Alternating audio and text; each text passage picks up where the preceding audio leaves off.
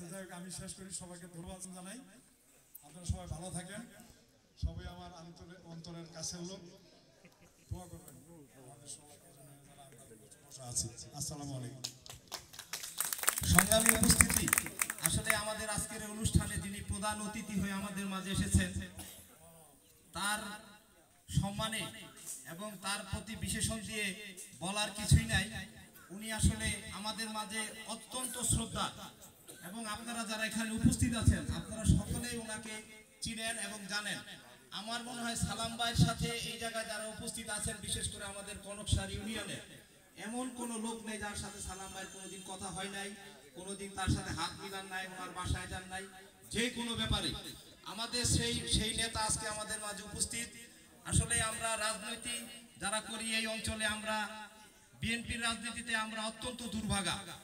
আমার এই ছোট্ট রাজনৈতিক অভিজ্ঞতা থেকে আমি দেখেছি যে আমরা সারা জীবন যারা মাঠে থেকে ময়দানে থেকে গুলি খাই, বিভিন্ন আন্দোলন সংগ্রামে আমাদের অবদান অনস্বীকার্য।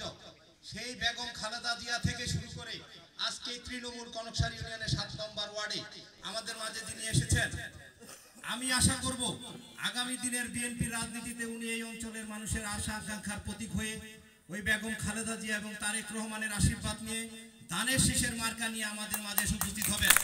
আপনারা যদি সালাম ভাইয়ের সাথে থাকেন, একটু হাত উঁচু করে আপনারা আজকের এই মসজিদ উদ্বোধনী অনুষ্ঠানে আপনারা কথা দিয়ে যান, আপনারা সালাম ভাইয়ের সাথে থাকবেন। আমি আপনাদেরকে একটু স্লোগান দিব, আপনারা একটু আমার সাথে একটু স্লোগান ধরবেন। যদিও আজকের এই অনুষ্ঠানটা একটু ব্যতিক্রমী, তারপরে ছোট্ট পরিসরে একটা অনুষ্ঠানে আমরা এই প্রধান অতিথিকে পেয়েছি। কামাল আলী সাহেব বলেছেন উনি বিএনপির যুগ্ম মহাসচিব।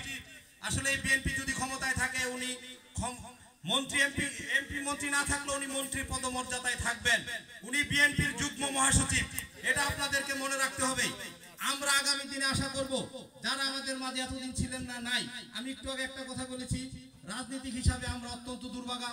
বিভিন্ন সময় আমাদের মাঝে জগদ্দল পাথরের মতো একজন পয়সাওয়ালা লোক কিংবা যে কোনো একজন লোক আমাদের মাঝে চাপিয়ে দেওয়া হয়েছে। এবার আমরা সেটা মেনে নিব না।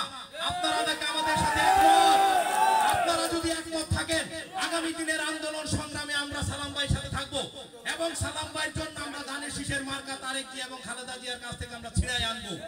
সংগ্রামী নেতৃবৃন্দ, আমি একটু স্লোগান দিব, আপনারা আমার সাথে একটু স্লোগান ধরবেন। জিয়ার সৈনিক। সালাম ভাই এ পর্যায়ে বক্তব্য রাখবেন আজকের এই অনুষ্ঠানের